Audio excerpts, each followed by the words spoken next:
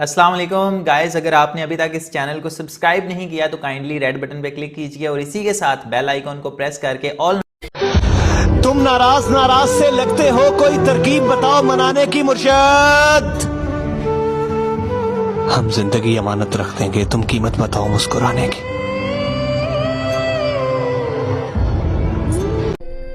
अलविदा यार, तेरी जान छोड़ दी हमने, लिखकर खुद को बेवफा कलम तोड़ दी हमने।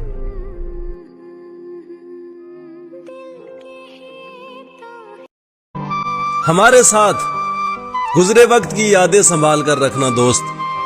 कोई वक्त होगा हम याद तो आएंगे पर लौट कर नहीं। जिस दिन तुम पर दिल आया था मेरी जान, काश उस दिन मेरी मौत आ जाती तो आज इतना रोना नहीं पड़ता।